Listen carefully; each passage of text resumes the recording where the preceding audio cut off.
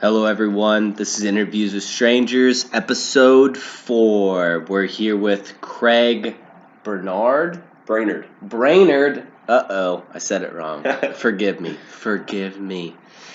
This interview is sponsored by Mind's Eye Tattoo, the best tattoo parlor in the county. Come to Mind's Eye Tattoo. Say you were referred by Interviews with Strangers, get a 10% discount on all tattoos, not piercings, tattoos. Okay, Craig. Craig here. We're going to give a little bit of introduction here. Craig is a high school teacher. He is a good man, inspirational person, and what an attractive single guy. Look at him. Look at him. All right, Craig. Led you to become a high school teacher. Of all things you could have been, you decided to teach kids. What led you here, buddy? Well, it wasn't really my choice. First of all, I kind of was led there by all different circumstances. Started out really aimless in high school, so I guess the ability to relate to the kids is one thing that kind of led me there. And in high school, I was in honors classes and had some kind of a drive, but I think more to please people. So I was a little aimless in what I really wanted. So as I got closer to the end of high school, that aimlessness kind of turned into watching Netflix until 3 in the morning, playing video games till 3 in the morning, 4 in the morning, going to school tired, not caring for myself, and ended up kind of prolonging in a long depression and just not knowing what to do or where to go. And went to college, kind of turned away from some old beliefs that I had. What did you go to college for exactly? Well, that aimlessness kind of prolonged itself into college as well, and I wasn't sure what I was going for. I went for the connections, business connections more than anything at Wabash College. Thought that would lead me somewhere, and ended up studying rhetoric, of all things. So communicating with people, how to communicate on a larger level, I guess. And that was my field of study, but struggled a lot with it. My views didn't line up exactly with the views that rhetoric ended up being, and I was confused and still depressed, still in that darkness. And so the connections didn't really work out until later on, which is another part of that story. How long did it take you to kind of form those connections? How old were you? Well, right away, there's so many helpful people at Wabash. So connections in the fraternity it was great. Didn't quite hit the connections that I wanted in the fraternity, but met some really great people. Had an internship right out of my freshman year. And internship doing what exactly? Well, the first internship was a business program that was set up at Wabash because they didn't have a business minor or major. So I met a man named Roland Morin.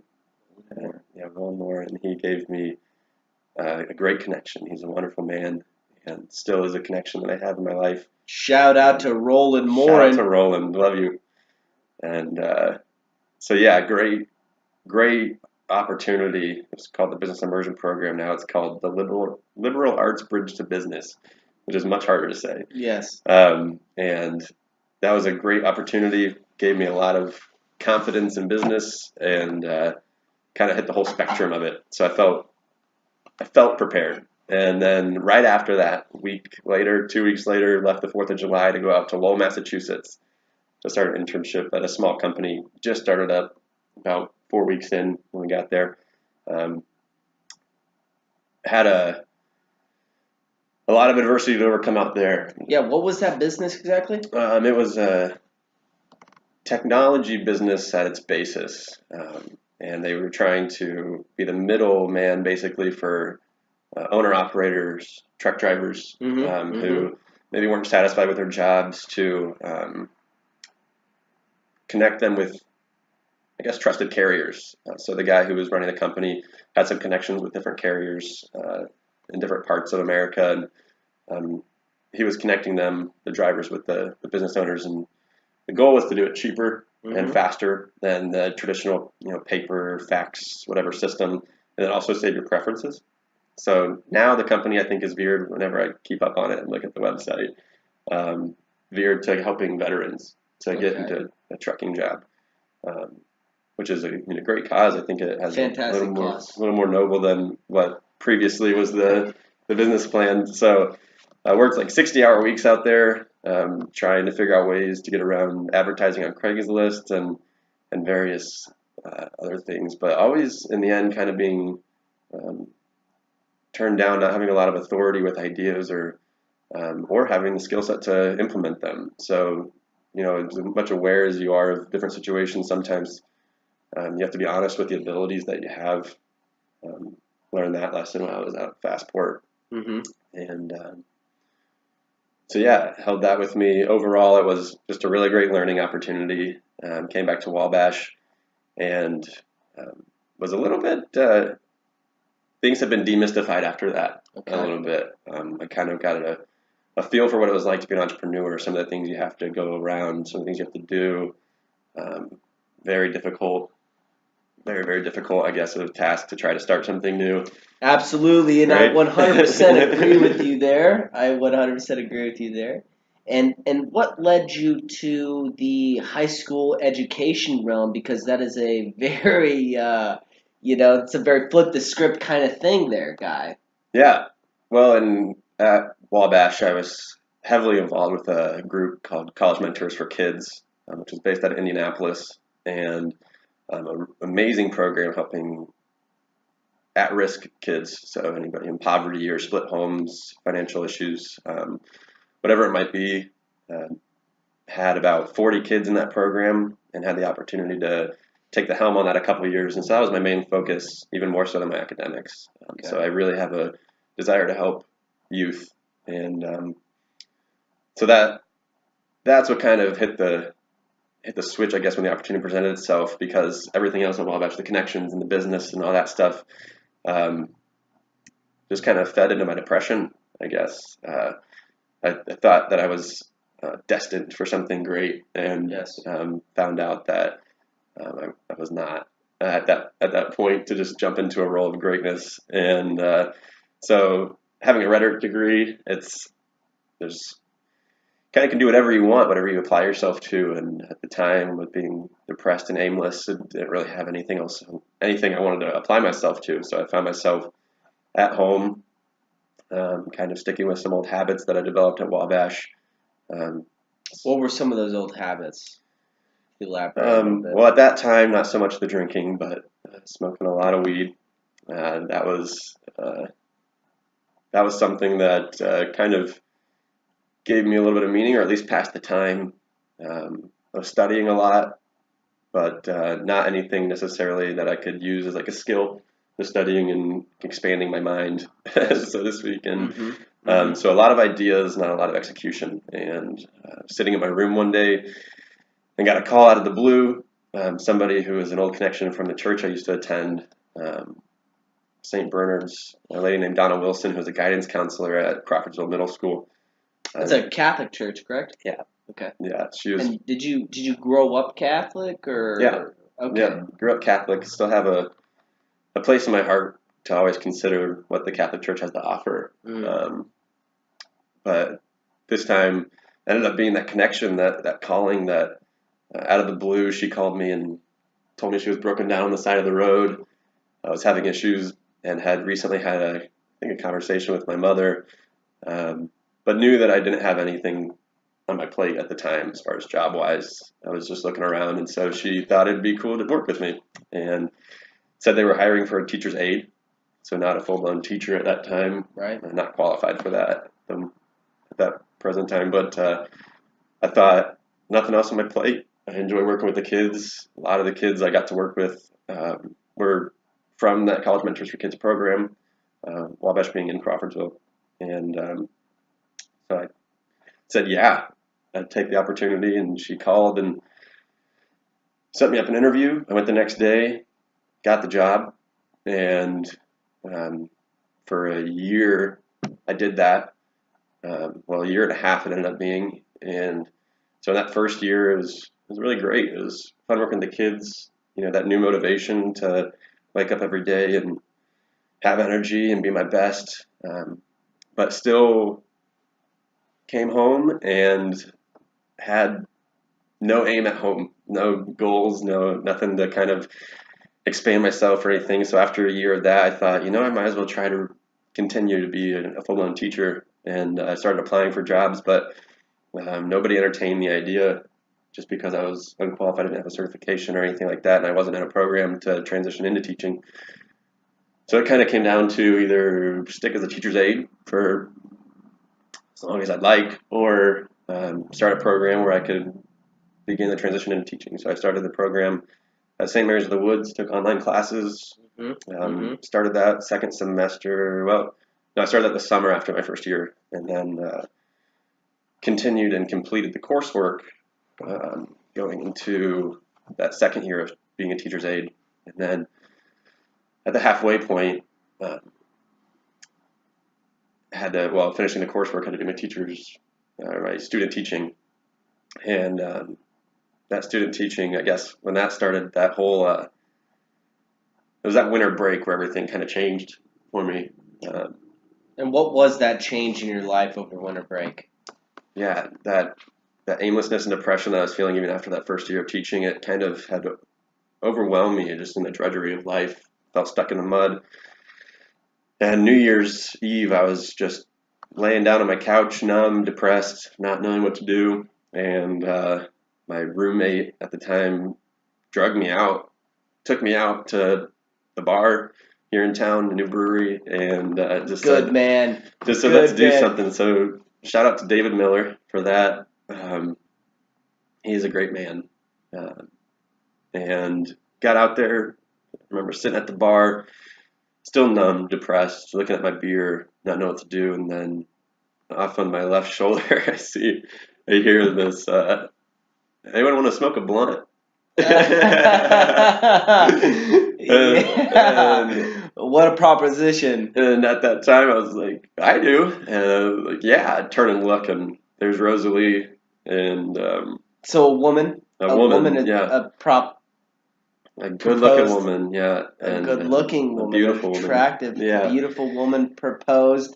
Let's smoke some marijuana. You were all for it. Okay. Yeah, I was. Okay. So I thought we'd have a party, a couple people would come into the car and we'd be all of us, but it ended up just being me and her. Okay. And the music playing, the marijuana, the time of just not really having anything else to look forward to. I just really enjoyed that moment, and it started clicking.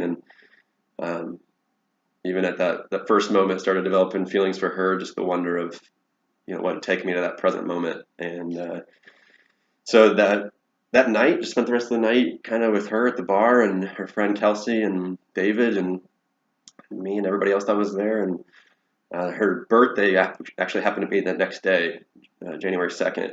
And so she invited me out to go bowling. And from that point, man, it was just like life grabbed me by the shoulders and just shaking me, rattling me out of that depression, rattling me out of that darkness and that cold period and bringing me to the light. And so I guess I could just kind of tell that story. Yeah, absolutely. And this woman, Rosalee, she inspired you in a way. She gave you an aim. She gave you inspiration, and that led you where? Yeah. Well, that led me to discover more who I am. Led me to, and she was just a beacon of encouragement for me, encouraging me all the time in the times where I felt sort of lost with the student teaching and things like that. Just encouraging me, telling me how great of a calling and role that was and is today, and how many people I affect, and how admirable that is. And even in the times where I didn't feel like a great example, she was telling me it was a great role to be in, and she appreciated it and loved it. And so that kept pushing me. she was honest with me right off the bat. She let me know that she was struggling with addiction in her life and trying to get clean, um, addicted to heroin, which for me, that's like, especially in this town, it's a big issue, a big problem. And, I'd only heard and never had kind of crossed paths in my life at the time. So I guess that right off the bat, just how I felt about her and the experiences we had just in those short couple weeks, I was willing to see it out to the end. And I don't think, right off the bat, there were definitely doubts of how that would end, and I had no idea. But just a whirlwind of 3.5 months with her,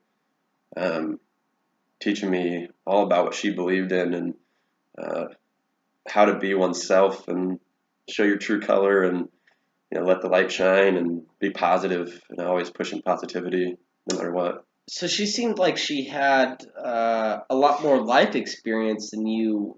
How much older was she than you at the time? She was 8 years older than me. 8 years. Yeah, I'd been 24. Okay. Still in 24. That was timeline. That was only earlier this year. She was 32. Yeah, and so in the 3.5 months, as far as I knew and what I believed, she had remained clean for about 75 days before she relapsed and overdosed and passed away. She passed away. So, yeah, that was on April 12th, 2018. And that same day, I had just finished my student teaching on April 6th. And so that same day, I went to a teaching career fair. And, those Wabash connections finally paid off. They kicked in. At that point, I was madly in love with her, just like ready. I think for me, that meant just ready to do whatever it took to make that relationship work, to make her dreams come true. That being getting closer to Chicago, getting closer to family that was there. And then she dreamed about going to cosmetology school to kind of start to make a life. And as a teacher, and she supported me so much during my student teaching that I was ready to support her in whatever she was ready to do. And so, yeah, I was there at the teacher conference or that career fair day. And I saw this guy. My battery was running low on my phone. I didn't have a charger with me, so I saw a man who had an Android charger, and I asked him this off the bat, "Hey, can I use your charger?" And he directed me toward a kiosk at the front of the door that I had not recognized there was a charger there. But he let me use his charger, and we got talking. And his son had just transferred to Wabash from St. Joe's when they closed down, and he was running back on the football team, and so we got talking, and I went back to his booth because I had set up an interview just because it was in Merrillville, closer to Chicago, which is one of the objectives of the day, was try to find jobs closer to Chicago. And it was amazing. The Wabash connection, it paid off. It was like all these things in orbit, just all aligning at once. Right. At this point in time, did you know that she had passed away? No, I was in contact with her all day long and just telling her how excited I was about things and how they were working out, and the interviews were going great. And at the same time, she was talking with her bosses about transferring to places closer to Chicago and things, or anywhere. So really, anywhere we wanted to go, it seemed a possibility. And so she was still fine. I had a baseball game that night. I was assistant baseball coach at the time. So this guy told me, next time your girlfriend and you come up to Chicago, let me know. Stop by Merrillville, meet the head of the department, English department, and meet the principal, and we'll talk. And I really think you're a good fit for the job. And so it seemed like it was going to work out. And went to the game in Lebanon that night, and Rosalee picked me up from it. I got home, and then I was just dead tired and dealing with some things at home, and I ended up crashing, falling asleep, and got woken up, saw a series of texts from her, and realized I hadn't responded, so I called her, and no answer, so I called her again, and to that point in our relationship, there had never been a time where I called twice and she didn't pick up, so I knew something was wrong. So I called the person she was with and called until he finally woke up and asked where she was, and found out at that point that she was unresponsive, and got over there as fast as I could, which is a story in itself. May not have the time for that, but yeah, so I got there as fast as I could, and she was. They had been doing CPR for way longer than is reasonable, given her. I think it was 3 or 4 Narcan shots. This was first responders? Yeah, these were the first responders, and a lot of sheriff were there. The sheriff's department was there. It was a little bit out of town, and yeah, so that that shook my world. That absolutely rattled my world. The structure I had built at that point collapsed, and so I took what I had and tried to make aim with it. I guess that spirituality that her and I had developed, that relationship, and for a while, right after that, I didn't know where I was going to go with teaching. I didn't want to go to Merrillville anymore. That was our dream. That was Rosalee and my dream. That wasn't my dream specifically. Except to be with her, and her being gone, it was like, okay, now what's my dream? What's my goal? And I did end up deciding to continue with the teaching. Don't think that would have been great to give up because Rosalie was so supportive of it. But I did finally, settle with the idea of teaching in Crawfordsville because it was a place I knew, and didn't want to put myself in too much of a new situation trying to cope with all this and deal with it. And so I settled on that and got a job teaching at Crawfordsville High School. But that's jumping all the way till August. I guess my big moment of overcoming this adversity and overcoming that depression totally was this summer. Well, depression got shook when Rosalie entered my life. The aimlessness kind of got shook. Kind of recognized my calling as like teaching, and but then with Rosalie gone, there's a new kind of aimlessness, a new kind of mourning, a new kind of just uncertainty, and trying to put as much as I could to, there's a meaning behind it. Kind of held on to that, and it's kind of like in the Bible when he talks about building a solid foundation. I had this great solid foundation from when I was younger to fall back on and to recognize this meaning as something God was doing in my life. And on top of that foundation, I had built this new structure with Rosalie. And when that collapsed, this was all that was left, was things that I could rely on. And so the first thing I did was turn to drinking a lot. I'd been working at the brewery in town as a bartender, had alcohol accessible to me, drinking a lot, smoking a lot more weed, and one thing that I did do that was good at that time was I picked up my trumpet. I'd played in high school, and I'd put down throughout college and put a lot of focus into that and a couple of relationships that I was building. But at the time, those relationships were built more around the smoking and the drinking, and music being a third aspect of that. But those were loose chords, and kind of led to loose connections, but at the same time, wonderful people that were the support in my life that I needed at that time, and drug me out of that. And will never lose those relationships and never forget that time, and want to keep building those relationships on stronger foundations now. And so with all that accessible to me, I ended up, in that aimlessness, walking the streets of Crawfordsville all summer long, not putting anything into really anything worthwhile. How long was that period of time for you? Well, it was the end of April, May, June, all of June. So really 2.5 months of just heavy drinking and heavy smoking and a lot of playing music, but not knowing where I was going with any of it. What was it that kind of pulled you out of that?